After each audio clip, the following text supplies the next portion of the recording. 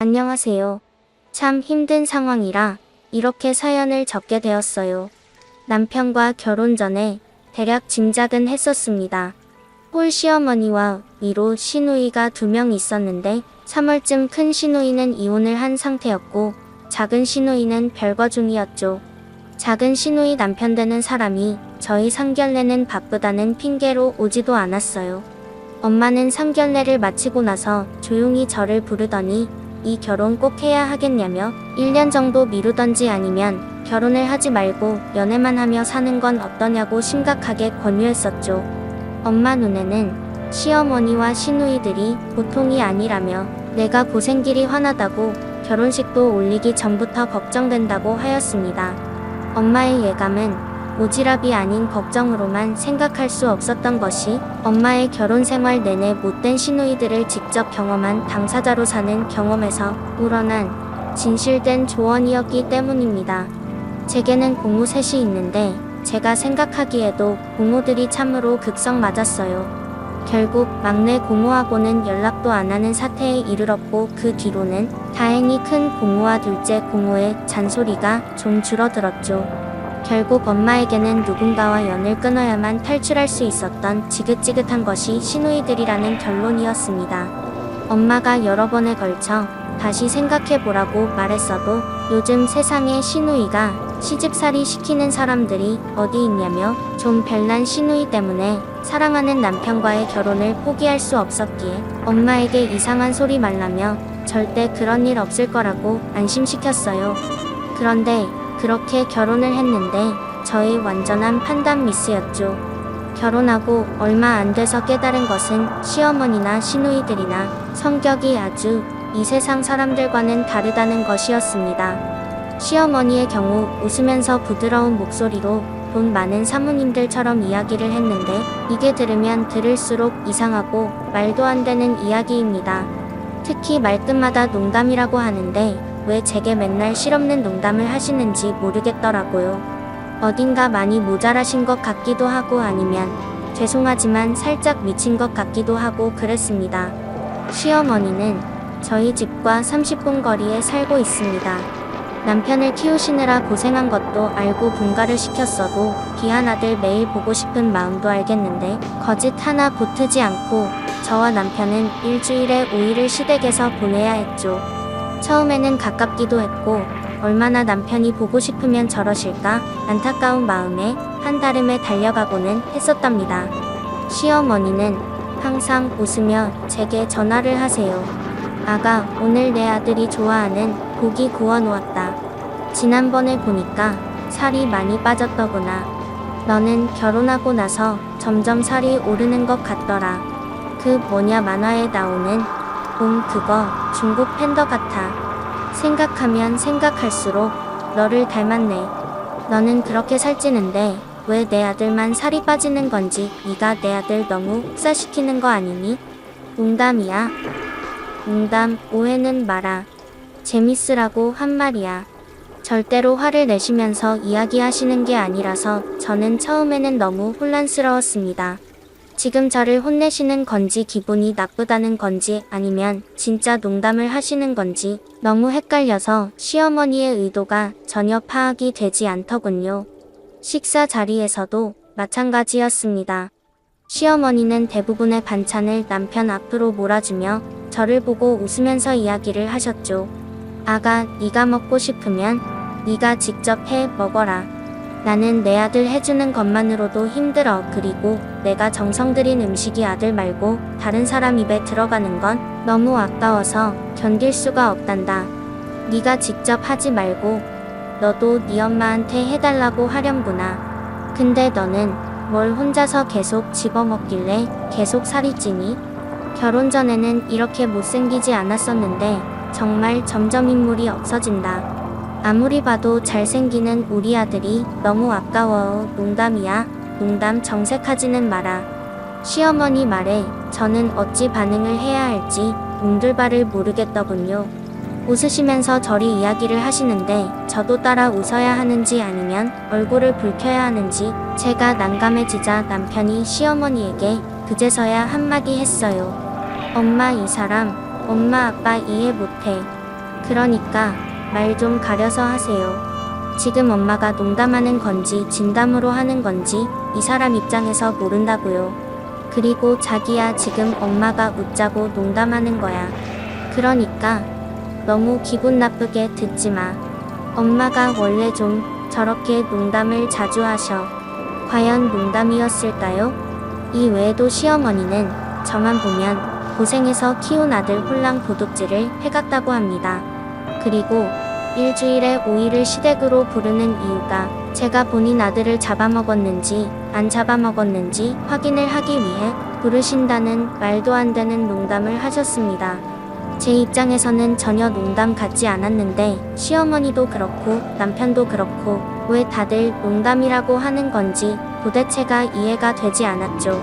시어머니는 웃는 얼굴을 하고는 중간중간 웃어가면서 말하는데 정말 저는 죽을 맛이었습니다. 사실 좋은 말도 여러 번 들으면 기분 나빠지는 법인데 매일같이 뼈가 있는 농담을 하시니 시댁에 가는 것이 점점 불편해지더라고요. 결혼하고 석 달쯤 되었을 때 어김없이 시어머니가 밥 먹으라고 부르시기에 정중하게 거절을 하고 남편과 대학로에 가서 연극도 보고 데이트도 했습니다. 시집살이인지 아닌지 확실하게 구분이 되지 않아 지금 내가 속이 터지는 것이 맞는 건지 아니면 오바하는 것인지 모를 정도로 혼란스러웠던 저는 남편과 이야기를 좀 하고 싶었거든요. 시어머니 화법에 대해 남편에게 조심스럽게 이야기했더니 남편이 그러더라고요. 엄마 때문에 많이 속상하지? 나도 중간에서 참 죽을 맛이더라. 내가 엄마한테 계속 이야기하고 있으니까 점점 나아지실 거야. 그리고 엄마가 자기를 시험하거나 아니면 시집살이 시키고 싶어서 그러시는 건 절대 아니야. 다만 항상 내가 옆에 있었는데 그런 아들을 다른 여자가 차지했구나 하는 허탈감이 좀 드시는 것 같아. 솔직히 자기도 우리 엄마 뭐 어느 정도 이해되지 않겠어? 그러니까 자기가 조금만 참아줘. 그리고 내가 더 잘하도록 할게. 남편의 따뜻한 위로가 힘이 되었죠. 저도 아들을 낳았는데 애지중지 소중하게 키워서 어느 날 낯선 여자가 나타나 그 아들을 데려간다면 허탈할 것 같기도 하고 화가 날 것 같기도 하더라고요. 그래도 정부껏 해주셨으면 좋겠다고 생각했기에 남편에게 어머니에게 말씀 좀 잘해달라고 하며 남편에게는 현명한 중재인의 역할을 해줄 것을 부탁했습니다. 그렇게 오랜만에 데이트를 잘 마치고 집으로 왔는데 다음날 아침부터 큰 사단이 났죠. 큰 시누이가 저와 남편의 SNS를 뒤져서 대학로에서 데이트하며 찍었던 사진들을 시댁의 단체 메시지방에 올린 것이었어요. 그런데 기가 막힌 게 그것도 남편이 찍어준 제 독사진에서 제 콧구멍만 확대해서 사진을 올려놓았죠. 사진을 뒤져서 올린 것도 황당한데 저의 신체 일부를 장난처럼 단체방에 올린 것에 수치심을 느꼈습니다. 더 미치겠는 건 사진 밑에 큰 시누이의 메시지였죠. 엄마한테 오기 싫어서 사정이 있다고 거짓말하고 놀러간 정신나간 동생과 더 정신나가 놀게 콧구멍이 크다며 콧구멍에 손가락이 들어갈 것 같다며 올렸죠. 남편은 단체 톡방의 내용을 보자마자 제 눈치를 살폈고 하얗게 질린 채로 바로 큰 시누이에게 전화를 걸었습니다. 누나까지 왜 그래 그게 무슨 농담이야? 이 사람 잘 모른다고 그러지 마. 그만 좀 하라고 전화기 너머로 앙칼진 큰 시누이의 목소리가 들렸지만 저는 그 목소리도 듣기 싫어서 안방으로 들어가 버렸죠. 분하고 억울하고 너무 기분이 나빴습니다. 그 일이 있고 한 일주일간 시어머니가 오라는 소리를 안 하더군요. 그때는 진짜 이대로 영원히 연락 안 했으면 좋겠다고 생각을 했어요. 그러나 그것도 잠시였고 금요일이 되었는데 낮에 제게 전화를 해서 남편을 두고 저만 시댁으로 오라고 하는 것이 아닙니까? 발길이 떨어지진 않았지만 시어머니가 부르기에 안 갈 수도 없고 일이 끝나자마자 시댁으로 갔습니다. 거기에는 큰 신우도 와 있더군요. 시어머니는 대뜸제게 이야기를 하셨습니다. 오랜만이다 아가 너는 뭐가 바쁜지 일주일간 전화 한 통 없더구나. 그래 돈이라도 많이 벌어서 내 아들 고생 좀 덜 시켜주면 좋겠구나. 내일 아침 일찍 내 아들 혼자만 보내거라. 내가 오랜만에 우리 아들이랑 좋은 시간 좀 보내야겠다. 아들이 좋아하는 선물 다 준비해놨어는 절대로 오면 안 된다. 내가 낄 자리가 아니라는 거야. 내 남편만 데리고 갈 거니까 그런 줄 알고 내가 좋은 여자 하나 구해놨거든. 잘 나가고 몸매 좋고 게다가 얼굴도 예쁜 여자란다. 그리고 다음날 돌려줄 테니까 그런 줄 알고 너는 하루 동안만 버림받는 거야. 하면서 또 웃으시는 게 아니겠어요. 저는 시어머니에게 도대체 무슨 말씀이세요? 라고 물으니 큰 시누이가 이야기를 하더군요. 아, 왜 못 알아듣는 척이야. 아무튼 내 동생 내일 아침 일찍 엄마 집으로 보내라고. 올 때 너는 절대 오지 말고. 지난주에 내 동생이 나에게 소리친댔까야. 그리고 지난주 올키랑 데이트했으니까 이번에는 엄마랑도 데이트하게 해줘야지. 이 사람들이 뭐 하는 인간들인가 싶었어요. 제게 버림을 받는다고 남편을 위해 좋은 여자를 구해놨다는 말도 정말해도 해도 너무 심한 농담이라고 생각을 했습니다. 그러나 한편으로는 남편을 하루 시댁에 빌려주는 게 뭐 그리 대수인가 싶더라고요. 더 입씨름 해봤자 제 입만 아플 게 뻔했고 남편을 오롯이 주말에 시댁에 보냄으로써 저는 주말에 이 이상한 시댁에 오지 않아도 된다고 생각하니 나쁘지 않았었죠. 저는 알았다고 하고 시댁을 얼른 빠져나와서 남편에게 주말에는 시어머니와 좀 같이 있으면서 허전한 마음을 좀 달래주라고 했습니다. 남편은 멋져가 하면서도 은근 좋아하더군요. 당신이 그렇게 마음 써주니 내가 너무 감격이야. 그렇지 않아도 누나들에게 들어보니까 엄마가 감기 몸살을 심하게 앓았다고 하더라고. 그래서 걱정했었는데 지난주 일도 있고 해서 자기한테 말 못했어. 하여튼 고마워. 기가 막혔습니다. 감기 몸살은커녕 지난주보다 더 기름져 보이시던데 누나들 장단에 놀아나고 있다고 생각하니 불쌍한 게 아니라 바보 같더군요. 그렇게 저는 이틀간의 달콤한 휴식과 남편을 바꿔버렸습니다. 그렇게 토요일 잘 쉬고 있는데 큰 시누이가 집으로 찾아왔어요. 올게 심심할까봐 시누이가 찾아왔지. 저녁 안 먹었지? 우리 치킨이나 시켜 먹을까? 큰 시누이는 할 일이 없었는지 시댁에 자주 들락거리는데 웬일인지 그날은 시어머니와 남편과 같이 있지 않고 저를 찾아왔는지 의문이었죠. 저는 큰 시누이에게 어머니와 남편은 어쩌고 여기 왔냐고 물었죠. 엄마랑 올게 남편은 호텔에 보냈어. 지금쯤 근사한 시간 보내고 있을걸? 올게 지금 무슨 상상하는 거니? 농담이야, 농담. 엄마가 하도 호텔 뷔페 먹고 싶다고 해서 거기 저녁 먹으러 갔어?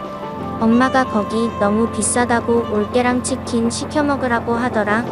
이 정도면 저를 엿먹으라고 하는 거 아닌가요? 이걸 농담이라고 생각할 사람들이 어디 있을까요? 큰 시누이는 시어머니와 똑같이 제게 농담을 한다는 핑계로 참으로 어이없는 말을 했던 것이었습니다. 이건 시작이 불과했어요. 저를 찾아왔던 결정적인 이유가 따로 있었죠. 큰 시누이는 먹고 싶다던 치킨과 맥주를 시키고 저는 코로 들어가는지 입으로 들어가는지도 모른 채 치킨을 뜯고 있는데 큰 시누이가 대뜸 남편의 전 여자친구 이야기를 하는 겁니다.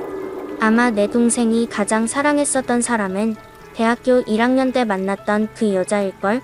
군대만 안 갔어도 아마 결혼을 하지 않았을까 싶어. 예쁘기도 했고 공부도 잘했고 게다가 엄청 좋아했었는데 아쉽게 됐지. 걔랑 헤어지고 나서 한동안 완전 페인 생활 했었잖아. 아마 걔랑 헤어지고 나서 바로 만난 여자가 올케일걸? 처음에 동생이 결혼한다고 했을 때 완전 놀랐잖아. 자포자기 심정으로 여자 만나고 결혼한다고 하는구나. 뭐 그런 거 있잖아. 올케 내가 무슨 말 하는지 다 알지? 다 과거야 과거. 그렇게 이야기를 하며 또 재수없게 웃더라고요. 그럼 제가 꽁 대신 뭐 이런 존재라는 건가요? 속이 부글부글 끓다 못해 큰 시누이의 머리채를 한번 잡아야겠다고 생각을 했지만 그냥 내쫓는 것으로 대신했습니다. 그런데 죄송한데 제가 오늘 컨디션이 좀 안 좋네요. 제가 무슨 말 하는지 더 잘 아시죠? 큰 시누이의 이야기를 더 듣고 있다가는 아마도 남편놈 머리카락이라도 다 뽑을 것 같았어요. 농담이야, 농담. 진짜 컨디션이 별로라서 그러는데요. 다음엔 치킨이랑 맥주 가져다 드릴 테니까 시댁에 가서 편히 드세요. 큰 시누이는 목적을 달성했다는 듯이 기분 좋게 치킨 조각을 싸가지고 시댁으로 가더군요. 큰 시누이가 발랄하게 떠나는 뒷모습을 보는데 왜 이혼당했는지 짐작이 갔습니다. 신부도 고약하고 나이에 맞지 않게 철답서니도 없는 것이 속으로 꽃이다 하고 말았습니다. 그나마 작은 시누이는 진정한 사람이어서 시어머니나 큰 시누이처럼 매번 농담을 하는 사람은 아니었어요. 그러나 제가 보기에 작은 시누이도 이혼당하기 딱 좋은 케이스였답니다. 사람을 질리게 하는데 선수였죠. 제게 시어머니를 부탁한다는 말을 질릴 정도로 많이 했으니까요. 이젠 올케가 우리 엄마한테 더 신경 써야 해. 엄마 요즘 기운 없어 보이더라. 도약 한 제 지어드리도록 해. 동생은 남자라서 그런 거 잘 몰라. 앞으로 올케가 알아서 우리 엄마 챙겨줘. 부탁할게. 처음에는 정중하더니만 갈수록 억지가 많아졌습니다. 그리고 결혼한 지 4개월쯤에 시어머니와 시누이들이 명절에 대해 의논하고 있을 때 작은 시누이 잔소리는 절정에 치달았죠. 시집을 왔으면 무엇보다 시댁이 우선이어야 해. 그러니 친정일들은 잠시 잊어도 상관없는 거지. 그래야 남편과 분란이 생기지 않고 시댁과도 문제가 생기지 않아. 이번에 결혼하고 첫 명절인데 하나밖에 없는 아들이 없으면 어른들이 얼마나 씁섭하겠어. 우리 엄마 동생 없으면 아마 명절 내내 술 먹다가 기절할지도 몰라. 그러니 이번 명절에 친정에 가지 말고 올케가 동생이랑 엄마랑 같이 있어. 그 말에 시어머니는 눈에서 눈물을 훔치는 신용을 하고 자빠졌고 큰 시누이는 고개를 끄덕거리며 작은 시누이의 어깨를 토닥이더군요. 기가 안 찼어요. 결혼하고 첫 명절인데 시어머니 외로울까봐 친정에 가지 말라뇨. 게다가 무조건 시댁이 우선시해야 된다는 이상한 발상을 한다는 게 웃기지도 않았죠. 사실 작은 시누이는 그때 이혼을 한 해 만에 하면서 별거 죽인 사이였거든요. 이 사람들이 가만히 듣고 있으니까 누구를 바보 천치로 하는지 시어머니와 큰 시누이는 맨날 농담이라 하면서 염장이나 지르더니 작은 시누이는 시댁에 올인하라는 되지도 않는 소리나 시부리고 저는 이렇게 가만히 참고 살았다가는 친정 엄마처럼 수십 년간 시집살이 하는 거 아닌가라는 생각에 정신이 번쩍 들었습니다. 그리고 큰언니, 제 콧구멍에 기가 들어갈 것 같다고요? 제가 알기로는 저보다 더 심한 들창코라고 하시던데 살짝 손 대신 거라면서요? 저도 거기 가서 수술 좀 해보려고요. 소개 좀 해주세요. 제 턱선 보더니만 고쳤냐고 성형한 여자는 극혐이라고 하셨으면서 큰언니가 은근히 성형을 많이 하셨더라고요. 최근에 사진첩이 보이지 않네요. 그리고 오빠가 저 좋아서 2년 동안 따라다닌 거 모르셨어요? 저 아니면 죽겠다고 했던 사람인데 그건 모르지 않았나 봐요. 오빠가 매일 제게 했던 말이 제가 오빠를 구제해줬다는 말이에요. 큰언니가 유학할 때는 학비 내줬던 사람이 대체 누구예요? 큰언니는 상상 속 여자가 아니에요. 큰언니, 이런 걸 두고 허언증이라고 하는 거예요. 그거 병원 가서 치료받으셔야 해요. 아시겠어요? 그리고 작은 언니, 정말 제가 궁금해서 그러는 건데요. 매일 저한테 어머니한테 잘하라고 결혼했으면 시댁 귀신이 되어야 한다고 하셨었는데 근데 왜 작은 언니는 별거 중이신 거예요? 언니 이야기만 들어보면 시댁이 엄청 잘하셨을 것 같은데 다른 큰 문제가 있으신가 보죠? 제가 너무 안쓰러워서 그래요. 그리고 이번 명절 때 작은 언니 여기 계셨다면서요? 그런 상황에서 저보고 명절에 친정도 가지 말고 이혼한 큰언니랑 작은 언니 음식이나 차려주고 수발이나 들라고 하시는 거예요? 제가 없는 세월은 어떻게 사셨어요? 언니들보다 제가 더 배운 건 아시죠? 모두 어안이 벙벙했고 파랗게 질려 있었죠. 큰 시누이가 구함을 치더군요. 올케, 지금 말 다 했어? 지금 어른들 앞에서 무슨 말 버릇이야? 우린 농담 좀 한 건데 올케 미쳤니? 어머 언니, 무슨 말씀이세요? 제가 뭐라고 했나요? 아, 제가 가끔 가다가 정신이 나가는 경우가 있어요. 남편이 말 안 하던가요? 너무 속에 쌓여 있으면 하고 싶은 대로 하는 것뿐인데 전 기억이 안 나네요. 방금 무슨 일이 있었어요? 왜 이렇게 기억이 안 날까요? 저는 그렇게 얼굴에 철판을 깔고 집으로 돌아왔고 그날 밤 저는 남편의 기센 여자들의 전화를 받아야 했습니다. 눈 하나 깜빡하지 않고 어떻게 본인들한테 독설을 할 수가 있냐고요. 너 그러다가 잡아먹히는 거 아니냐고. 올케가 그렇게 기센 여자인지 몰랐다고 하더군요. 남편도 어이가 없는지 목청 높여서 이야기를 했습니다.